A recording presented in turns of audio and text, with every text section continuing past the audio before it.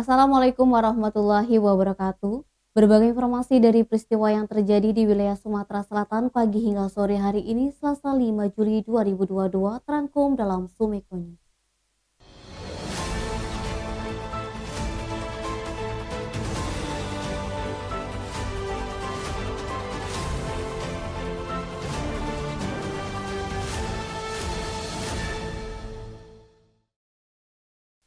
Akui selewengkan dana bantuan operasional sekolah untuk bermain judi online, Febri Susanto oknum mantan kepala sekolah SMA Negeri 1 Mekakau Ilir Oku Selatan terancam 5 tahun penjara.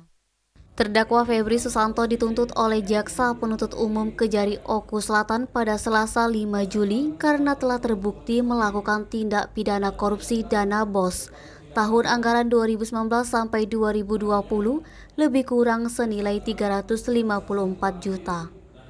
JPU Wawan Kurniawan SHMH saat bacakan amar tuntutan pidananya mengatakan, sebagaimana diatur dan diancam melanggar pasal 2 ayat 1 Jo pasal 18 Undang-Undang Republik Indonesia Nomor 20 Tahun 2001 tentang tindak pidana korupsi.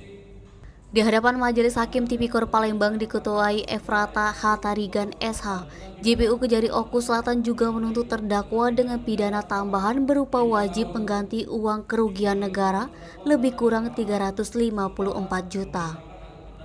JPU Wawan menegaskan apabila dinyatakan harta benda milik terdakwa tidak mencukupi untuk menggantikan kerugian negara tersebut, maka diganti dengan pidana tambahan selama 2,5 tahun penjara.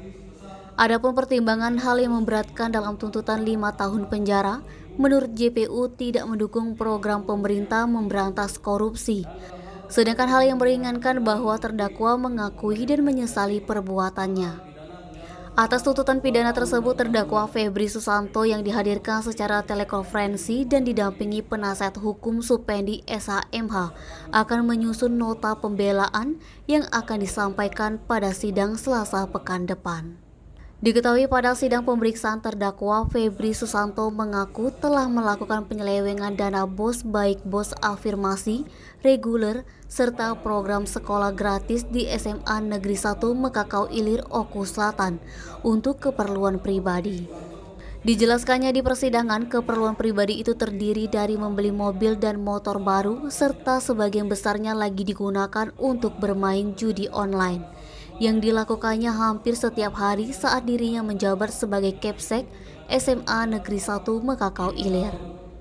Diwawancari usai sidang, JPU sekaligus Kasipitsus Kejari Okus Wawan Kurniawan SHMH menjelaskan bahwa penyelewengan dana BOS yang dilakukan terdakwa yakni di tahun 2019 ada dana BOS afirmasi senilai 202 juta.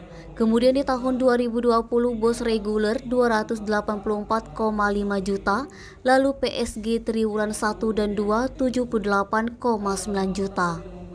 Wawan juga mengungkapkan dari item-item tersebut saat dilakukan audit nyatanya ada kerugian keuangan negara senilai 350 juta. Nilai inilah yang disinyalir digunakan terdakwa untuk keperluan pribadi diantaranya bermain judi online. Menurutnya dari keterangan terdakwa di persidangan menguatkan dakwaan disusun oleh JPU adalah benar dan terbukti bahwa terdakwa melakukan tindak pidana korupsi dana BOS di SMA Negeri 1 Mekakau Ilir Kabupaten Okus. Fadli, Sumeko TV melaporkan. Rumah Sakit Siloam Sriwijaya Palembang memastikan kebakaran yang terjadi di ruang poli rawat jalan lantai 2 tidak mengganggu pelayanan bagi pasien. Direktur Medik dan Pelayanan RS Siloam Sriwijaya Palembang, Dr. Anton Swindro mengatakan, pasien yang terdampak kebakaran kini sudah dievakuasi dan dipindahkan ke ruangan poli rawat jalan lantai 3. Anton menuturkan pada saat kebakaran pihaknya sudah bergerak cepat sesuai dengan standar operating prosedur yang berlaku. Evakuasi berjalan relatif lancar dan pasien pun sudah dipindahkan. Olah tempat kejadian perkara sekarang masih tetap berjalan untuk memastikan penyebab kebakaran apakah pengaruh konsleting listrik atau penyebab lainnya. Denny, Sumeko TV melaporkan. Sebanyak 1.500 dosis vaksin disuntikan ke hewan ternak guna mencegah penyakit mulut dan kuku di Kabupaten Ogan Komering Ilir. Kepala Dinas Perkebunan dan Peternakan Oki Insinyur Imlan Kairu melalui Kepala Bidang Peternakan dan Kesehatan Hewan Sadi Purwanto SPMSI menjelaskan sebanyak 1.500 dosis vaksin itu datangnya bertahap. Tahap awalnya 200 dosis baru, ada tambahan lagi sebanyak 1.300 dosis pada akhir Juni lalu, di mana pelaksanaannya setiap hari oleh petugas dari Puskeswan. Menurut Sadi, dalam pelaksanaan vaksinasi hewan ternak khususnya sapi, pihaknya menyiapkan 7 tim, meliputi Puskeswan Mesuji Makmur, Lempuing Jaya, Puskeswan Pampangan, Kayu Agung, termasuk di dalamnya hewan ternak di Kecamatan Pedamaran. Vaksin untuk hewan ternak diberikan dosis 1 dan langsung dilakukan booster. Untuk booster dilaksanakan setelah jeda 6 bulan waktunya dari dosis 1. Adapun populasi hewan ternak jenis sapi di Kabupaten Oki terdata ada sebanyak 33.777 ekor. Populasi tersebut terdapat di Puskeswan 1 Lempuing dan Mesuji. Kemudian, untuk populasi kambing terdata ada sebanyak 30.961 ekor. Hewan ternak jenis kambing ini banyak terdapat di semua kecamatan di Kabupaten Oki. Untuk hewan ternak jenis kerbau ada sebanyak 6.932 ekor, banyak terdapat di Kecamatan Pampangan, Pangkal Lampam, dan Jejawi. Niskia, Sumeko TV melaporkan.